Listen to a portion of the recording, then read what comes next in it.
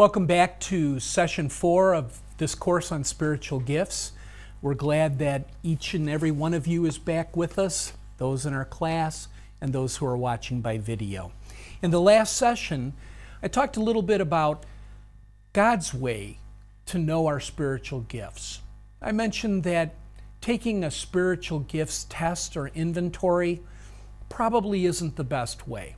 It can be helpful, especially for you to understand your abilities, but often it says what you do well and not what others or what God does through you. And then I talked about what is God's way. Very simple. Revelation. He reveals it in His time and in His way. So how do you know? Get in there and serve. Try doing some things. And once you have tried a variety of things, along the way, ask people, what have you seen happen in my life? Listen to what people say to you. And then we talked about, most importantly, ask God.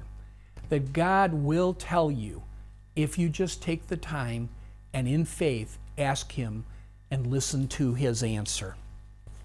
Well, in this session, we're going to tie in spiritual gifts with calling.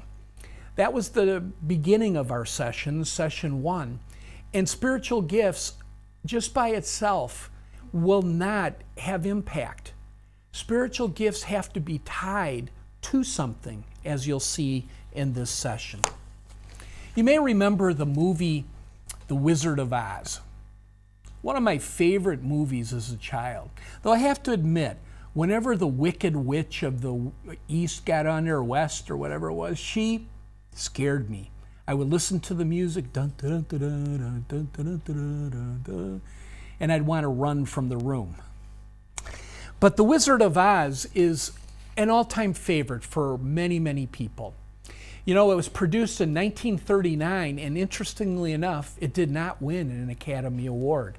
It happened to be produced in a year when many movies that are considered classics were also produced. And the winner that year was Gone with the Wind. But I think this is one that is equally beloved by many people. And you remember Dorothy lands in her house from a tornado in the mythical land of Oz, and she is off to see the wizard, and she is by herself. And as she's traveling along on the yellow brick road, she comes to a fork in the road. Which way do I go? Well, there happens to be a scarecrow there. And much to the surprise of Dorothy, the scarecrow says, some people like to go that way. And she goes, was that you? And of course it was the scarecrow. And he says, but some people like to go that way. And then there are those people who like to go both ways. And Dorothy helps the scarecrow down off of the fence. They choose a route to go, and off they go to see the Wizard of Oz. Well, when you come to a fork in the road, you have to choose. That's when God can provide the answers and show you the path to go. We talked about the importance of doing that with your spiritual gift. It's just as important in terms of knowing which way do you go in serving. There are many places you can serve in the church. Among all of those places, where do you serve? Spiritual gifts do not tell you where to serve. Every ministry needs spiritual gifts. Every ministry needs a teacher, needs somebody with helps, needs somebody with intercession, needs somebody with discernment. They all need the spiritual gifts. So how do you know where to plug in? How do you know which one is the right one for you? Well, God has answered that question by placing within your heart a certain audience, a certain group of people, or a certain social issue where you can make a difference. And He's embedded within you a desire to make a difference in that audience's environment. So when you have a spiritual gift, you have to give your spiritual gift to someone or something. It can't just be given to everyone and expect to be effective. So in Psalm 37, verse 4, God clearly tells us that He's given us a place that is the desire of our heart. Psalm 37, verse 4, is a place that tells us that God has embedded within us certain things that are unique to us, certain desires that we have that we know will help us to make a difference. Psalm 37:4 says, "Delight yourself in the Lord, and He will give you the desires of your heart." Now notice it doesn't say that, "Lord, give me the desires of my heart, and I'll be delighted." It says, first, delight yourself in the Lord. You have to have a relationship that's alive, that's ongoing, that's moment by moment. And then God will give you the desires of your heart, the things embedded within you that you long to do to make a difference. And among those things is your audience. And there are two different types of audiences: groups of people, social institutions. Now, what do we mean by audience? Well, those of you in business, you probably have spent time trying to identify your audience. And what you mean is, who is most likely to buy our product? All right, we've got a product, we've got a service to sell. Who's the most likely person to buy that? And that's why during the daytime, you will see many, many products advertised that are geared towards women.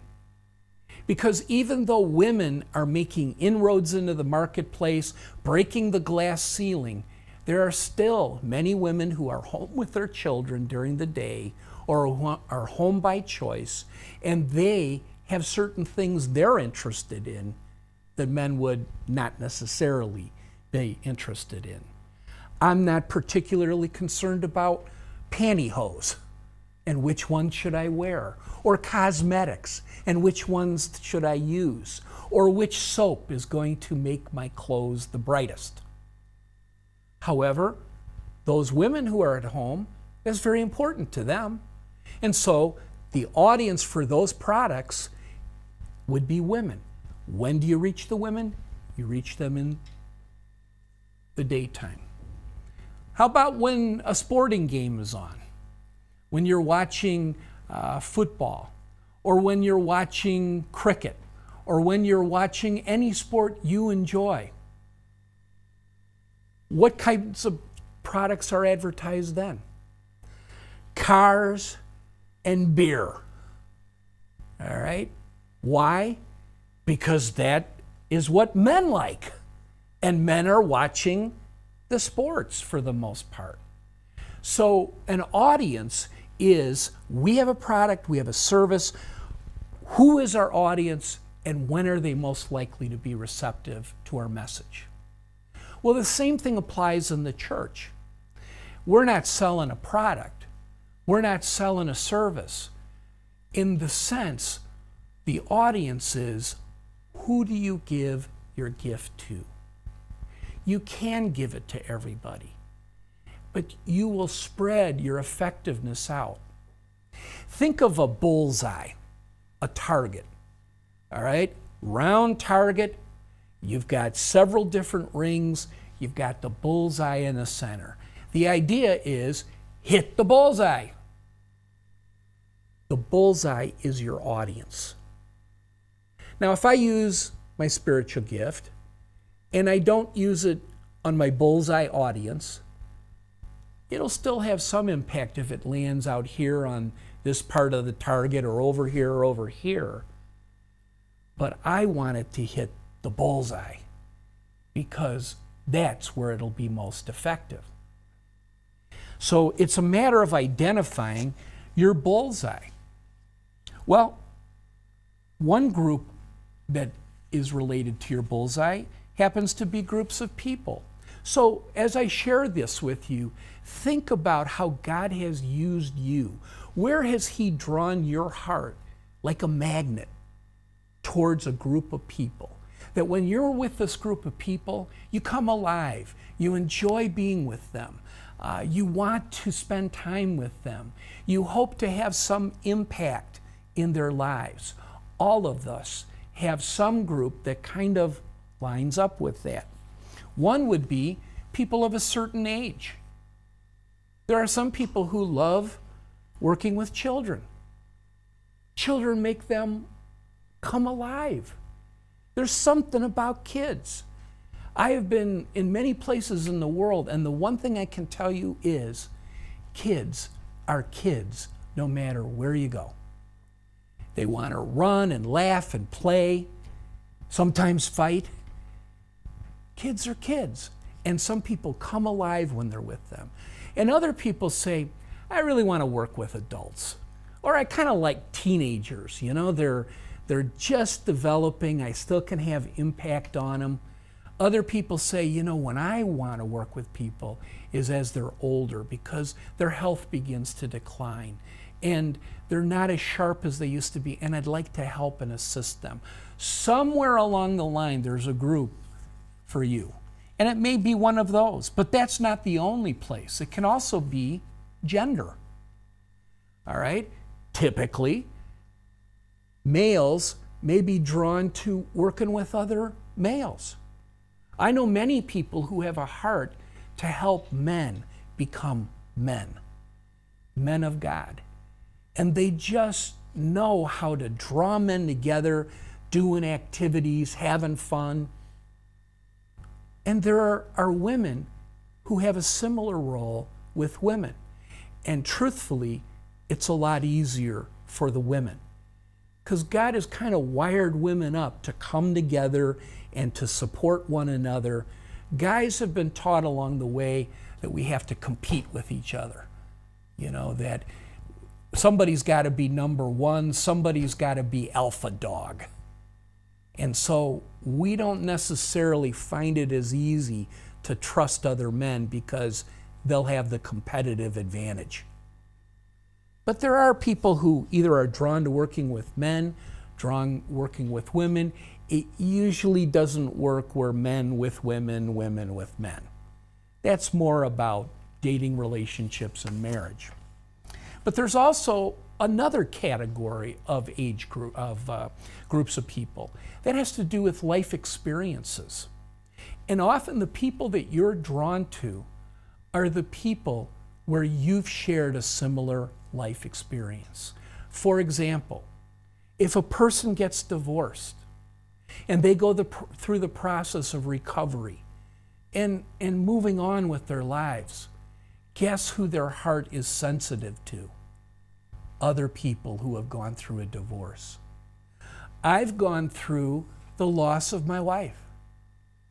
I am far more sensitive to people who have lost a loved one, especially unexpectedly and especially early in life. I will never again view the loss of a loved one the same way. I will never again go to a wake or a funeral and tell someone, she's in a better place. God must have needed her. You'll see her again. You know what? I learned I don't want to hear that. What I want is I want somebody to come, throw their arms around me, cry, and say, I am so sorry. How do I know that? I've learned it through my experience. And guess what I do when I go to see people who have lost a loved one? I'm so sorry. It's often through your pain that you find the audience that you want to work with.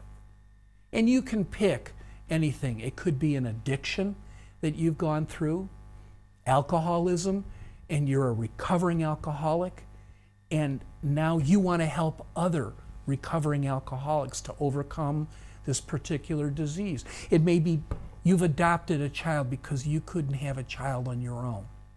And now you want to help other people go through that same experience and find the joy that you have found and deal with the pain you experienced on not being able to have a child naturally. It's often through the hard times that we find the most fulfilling times later on. There's also the groups of people you may be drawn to based on marital status. I want to work with couples. I want to work with singles. I want to work with divorced. I want to work with widowed. And there's also the group based on where they are spiritually. I'm not a Christian, and I want to bring them to Christ. I'm a new Christian, and I want them to grow in their faith. I'm a maturing Christian struggling with being consistent in my walk. Or I'm a mature Christian who walks with Jesus regularly and who wants other people to know Christ as He's allowed me to know Him. So think of a group that you might be drawn to. Somewhere along the line, there is a group you enjoy being with, a group that you want to make a difference with. The Bible has several examples of this. In the Old Testament, and I'm just going to give you a few, in the Old Testament, think of Jonah. Now, Jonah wasn't particularly drawn to these people, but God gave him a direction to go and speak to the people of Nineveh. So the Ninevites benefited from the message that God gave him. And in the New Testament, of course, there's Paul. Paul felt drawn to the Gentiles. Peter felt drawn to the Jewish people of Jewish faith. Or in our modern times, think of Billy Graham. He's drawn to those who don't know Christ, and he's preached to millions of people around the world. One of the most remarkable Christian men in history. He's been alive and in ministry for some 70 years, and he has never had a scandal in his life that would deter his witness for Christ. Remarkable. And think of Mother Teresa, now with the Lord, but her desire was to help those who were poor and the homeless and those who are hurting in Calcutta, in India. So even in the Bible, even in modern times, you can pick out people who had a heart for someone else and chose to give their gift to them to help them. Mother Teresa with compassion, Paul with evangelism and teaching, Jonah with the proclamation of a message through prophecy. They gave what they had to other people, what God had given them. So groups of people are often where you find an audience to give your gift to, but it's not the only one. The other one deals with social institutions, social issues. And I'm just going to read a list of the possible institutions, and then I'm going to pick a couple to explain. There's too many for me to go over individually. But some people might have a heart to impact business and the people who work in business. Or you may have a heart to impact the church. And I don't mean your church. I mean the church, universal. All those who are Christians. It may be that it has to do with government and you want to impact your government. Or the rule of law and justice. It may be the institution of marriage and parenting. It might be the media in its various forms. It might be the military or schools, something near and dear to my heart. Or it might be relief from misery. And I'm just going to pick a few out. Let's talk about business. If you work in business, perhaps you have a passion to help people develop their leadership. Because in business, leaders help the business grow. Or it may be that as a Christian, you have a desire to bring people into relationships with other Christians who are in business. And so you help those people form small groups. If you're in the church, it might be that you have a desire for church outreach, or that you have a desire for music that glorifies God. And there is nothing like music to really stir the heart towards worship. A friend of mine told me that there are filters we have on our mind for the spoken word. We are so used to people inundating us with words that we are very good at listening without really listening, nodding our heads at appropriate times, laughing when everybody else is laughing, but we're thinking of all the things we have to do later on because we have filters. But she told me there are two things we have no filters for. They go right through the head, right to the heart. One is music and one is drama. Those two things will touch people's hearts like nothing else. And so you may have a heart to use music to touch people's lives. Or with marriage enrichment. Maybe you have a great marriage and you want to keep it a great marriage, and you want to help other people have a great marriage. Or maybe you're struggling with parenting your children and you desperately need some skills in being a good mom or being a good dad. And you need to develop a program where moms and dads can come together and support one another. And the thing that happens is when you get in a group like that, you realize, I'm not alone. Other moms and dads are struggling with raising their kids. And maybe we can struggle together. And maybe we can learn some skills that will help our kids grow healthy and strong and walk with the Lord. The last example would be social relief. You know, there are all kinds of opportunities for this. A hurricane hits, a typhoon hits, a famine strikes, there's all sorts of natural disasters that take place, and people are in misery. You may have a heart to help groups like Compassion International, Doctors Without Borders, groups that are able to go in and assist those who are struggling in very desperate situations. Well, not only do you have a spiritual gift that you give to someone so that you know how to serve, you do your spiritual gift, you know who to serve, your audience, but then God has also put on your heart a desire to have a certain impact on your audience. And that we call passion. Gift, audience, passion. I have a gift, I give it to my audience, it has this effect on them. And that is a calling. When you have a gift, you give it to an audience, it has this impact.